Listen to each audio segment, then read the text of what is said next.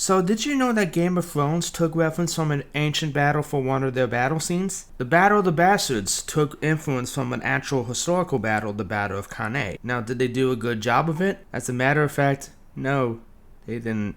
Let's talk about it, shall we? My name is Peter Cap, I am the author of the God Shard series, and welcome to Peter's No Cap History, a show where I combine my loves of history and fantasy to provide potential points of inspiration for aspiring fantasy artists, writers, and world builders. Well, you might have noticed in my Battle of Bovine video, the takeaway was not to copy that battle, looking at that battle as a case study of how to handle decisive battles in your own setting, because it's actually surprisingly easy to mess things up. Before I talk about how Game of Thrones messed this up, I want to talk about the actual Battle of Cannae real quick. So the Battle of Cannae was a major battle in the Second Punic War between the Romans and the Carthaginians, with Hannibal Barca leading the Carthaginians, aka the guy who brought elephants over the Alps. This is part of that campaign, although by this point the elephants were dead.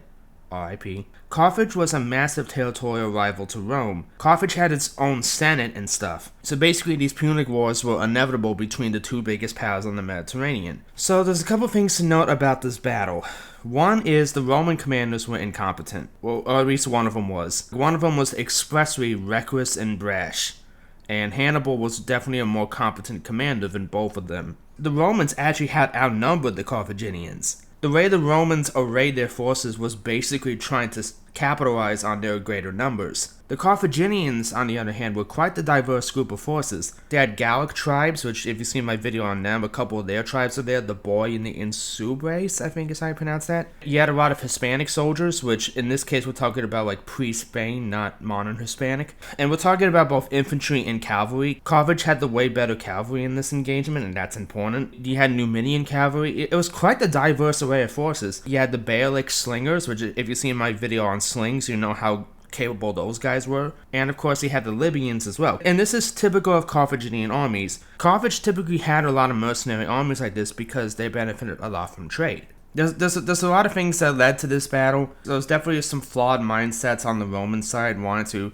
fight Hannibal in pitched battles instead of trying to starve him out or attack his supply lines and stuff. This battle takes place on Italian soil, so that kind of affected a lot of their judgment where they want to defeat this guy quickly and efficiently, and they just straight up did not. So let's get to the battle itself, and this is where the details are crucial. I mentioned the wide variety of makeup of Carthage's forces for a reason. It's many of these differences that would prove to be very decisive, and this is something specific to Carthage.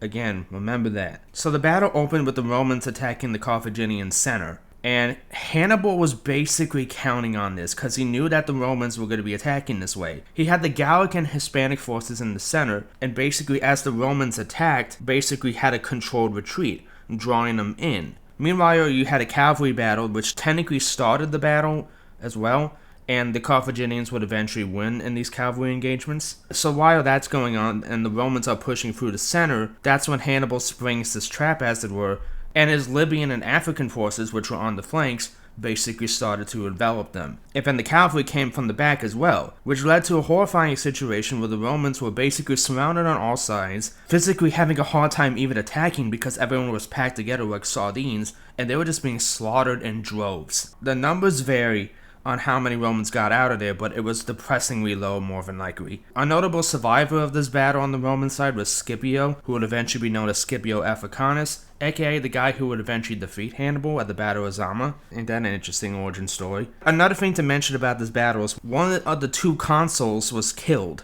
And that's a big deal because even though there were two consuls, they were roughly the equivalent of the president. So you can imagine how that would have been a horrible loss. But the thing is, Hannibal was not really in a position to capitalize on this victory. And while this battle was devastating for the Roman morale, all it did was redouble their efforts. And they quickly started to muster more legions. They had the manpower to still bounce back here. And Hannibal did not have siege equipment to attack Rome directly. Even though one of his commanders was begging him to attack Rome, Hannibal just didn't have the means to secure a win. And while some of Rome's allies defected to the Carthaginians, it just wasn't enough to secure victory. Now let's talk about the Battle of the Bastards. Just so it's clear, I'm not really a fan of Game of Thrones. I can't say too much about the show one way or another because I haven't seen it in full. Given how the show ends, I'm not really eager to. I have seen some of the battle scenes and some scattered clips here and there, and I can see the appeal at times. Now, the Battle of the Bastards is not without its good parts. This isn't Siege of Winterfell bad or Rings of Power battle scene bad. In fact, the cavalry charge here and this unbroken shot of Jon Snow is actually really awesome. When I saw these two cavalry forces clash,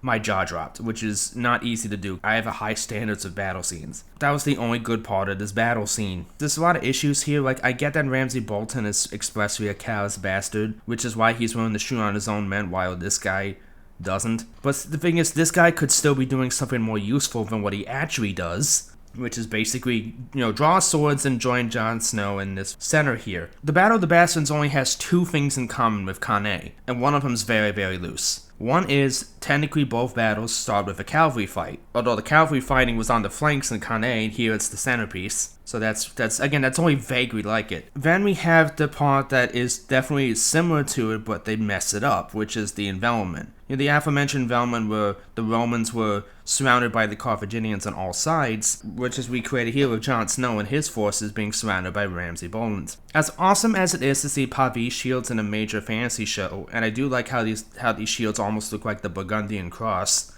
the way this goes makes no sense. Because the reason why Carthage was able to envelop the Romans, the Romans kind of pushed their way inward, and Hannibal kind of sprung the trap on the sides. And this development happened in such a way where some historians think this might have been just an organic way the battle played out, and not even a specific command by Hannibal at all. You know what I mean? It was kind of just something that happened via osmosis. Versus here, where Jon Snow and company just watches Ramsay Bolton deploy his force in such a way to surround him. I too love watching my enemy make moves and not do a damn thing about it. Seriously, maybe this guy should have just tried firing on Ramsay Bolton's archers, or try and fire on these guys before they can set up their envelopment. You'll do something other than standing there. And of course, this battle ends completely differently with the Knights of the Vale here, which, yeah, they don't really look that good, but whatever.